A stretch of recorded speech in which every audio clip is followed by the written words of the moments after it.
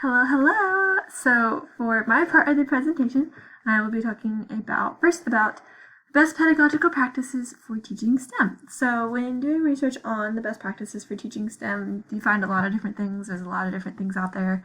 Everybody wants to have their own say in what the best skills are, what the best ways are to teach STEM. But the three that I found are research based and I think encompass everything that teaching STEM is really well and very nice wording. And so I'm going to share that and then kind of break down what the wording is and what it means. So this first one is interdisciplinary project-based learning with real-world application. So the interdisciplinary part is not just teaching each subject in STEM, so science, technology, engineering, and math. They're not individual subjects. They're taught together. They're used with each other. They're used with other subjects. They're not just themselves. Sometimes it is necessary to teach them by themselves, but most of the time, the best STEM teachers are able to integrate them together and get them working together so that way students can see the correlation between the two things. A lot of the times there's really easy connections between the different STEM subjects, so and making them work and flow together really easily is a huge part of a good quality teaching of STEM. So the next part is project-based learning. We talk a lot about project-based learning in this course, and it's simply just allowing students to be hands-on with the information and the content and really allowing them to take control of their learning and have that hands-on experience with learning. Project-based learning can be anything from a simple task that they have to do that's hands-on to a full-blown project that takes a month for them to do. So it's a really wide range, but the gist of it is essentially that teachers are planning assignments and planning projects for students to have hands-on interaction with the content, with the subject at hand, with the subjects at hand, if you will. And then real-world application, that is just allowing students to have a genuine connection to the content. If you put it in a real-world scenario, then students are going to be much more engaged as anything in the classroom, especially with STEM.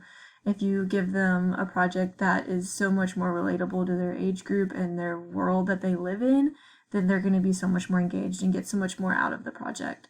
So real-world application is super important. It's the best way to set up a real project is to have a real-world problem that they're having to solve within the project. So that is this one. There we go. Let's see, go to the next one. There we go.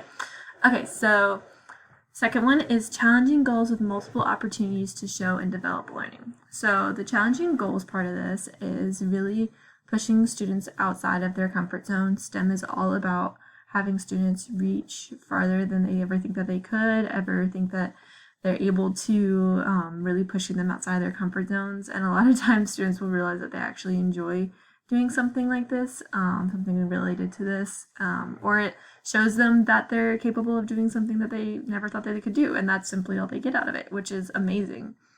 There's a lot more to STEM than just the content of math, science, technology, and engineering. There's a lot more skills that are developed, and with having teachers use challenging goals as a format for the projects, students are much more capable of setting goals for themselves first off, but then also learning how to achieve those goals, learning the skills to achieve those goals, and even setting those goals themselves. They learn how to set goals, they learn how to follow through on the goals, they learn how to edit and change and maneuver around things that might come in the way of their goals. So that's a really great way to build a skill in with the subjects of STEM.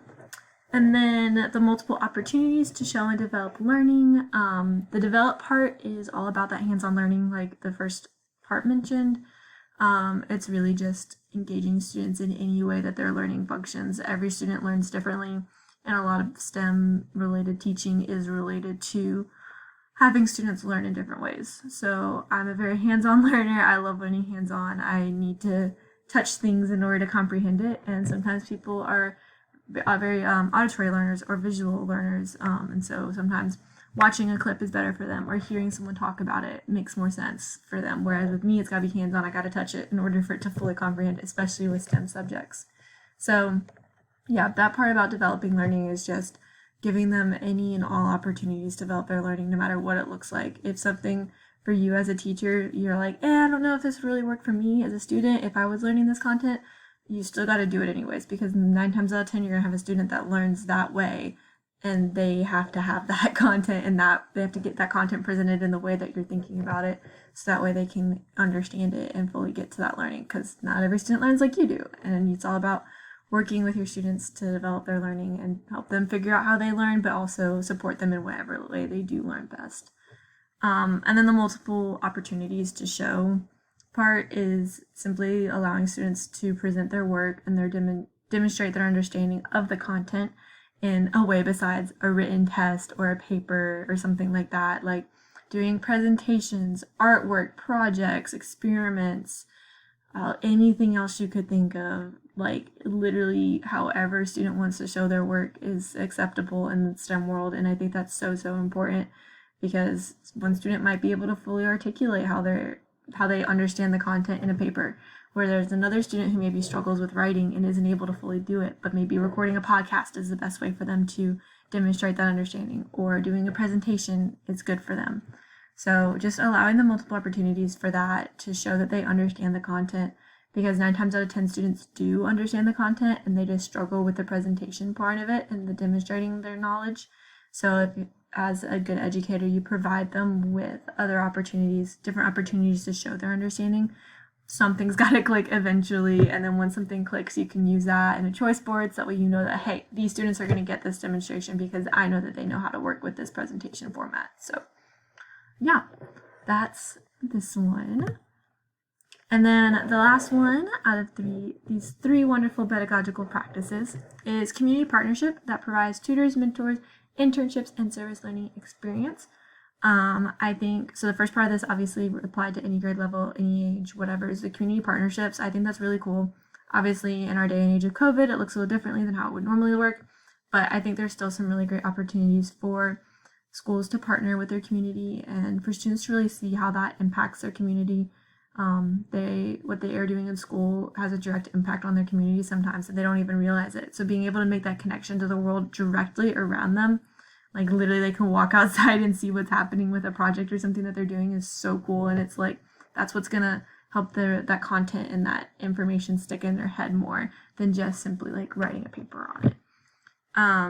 I think the tutors and mentors part is super applicable to elementary age specifically. I mean, thinking in my upper grades brain of 3-5, I love seeing mentors and tutors in the classroom, having high school students come in and show robotic projects, or just simply being there as like an advice giver if they're working on a project. Like there's so many different ways that older students can mentor younger students. This can even look like within an elementary school itself, like 5th graders can go mentor first graders. I know we do that in the reading world, and we have reading pals between 5th grade and 1st grade. So why can't we do the same thing with STEM? Why can't teachers still have that mentorship and be able to have that same transfer of knowledge and transfer of information from an upper grade to a lower grade in STEM related subjects as well? So there's a lot of really cool connections that can be made. The service learning, the internships, not too applicable to this middle grades. I think that's, or elementary grade, excuse me. I think that might be more of a middle high school type of thing. But the service learning experience is also something that's applicable to elementary students.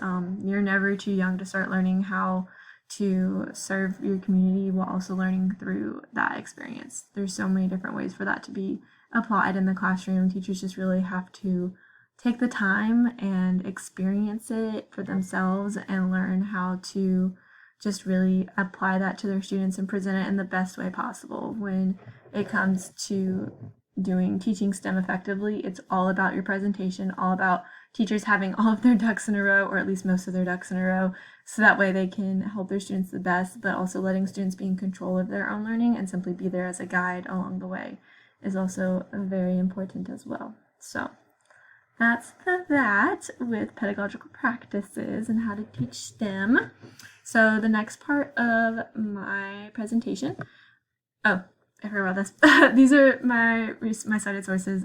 So basically this is the website that I got it from, on the website on this Edutopia article. It has all of the different sites. There's so many researchers that are cited in this article, including the National Research Council in 2011. So yeah, it's research based, all the stuff I talked about. But yeah, Okay, so I'm getting ready to watch an interview that I had with Miss Clark. To me, she was the STEM teacher at North Green Elementary where I am interning this semester and will be STEM teaching in the spring.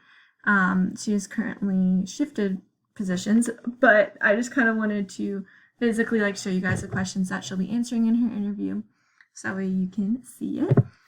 She's going to introduce herself, talk about why she is qualified to talk about STEM education, and her teaching background experience.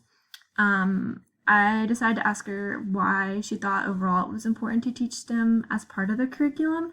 I think this is a super generic, basic question that is important to have an answer to from someone in the field of current elementary STEM education. What is your favorite STEM activity you have done with your students? I think this is super fun to get to listen to her talk about a super fun STEM activity. Maybe something I haven't even heard about yet. We'll see what happens. And then some teachers say that teaching STEM is too overwhelming and too much work for them to do in a normal classroom. What is your response to this?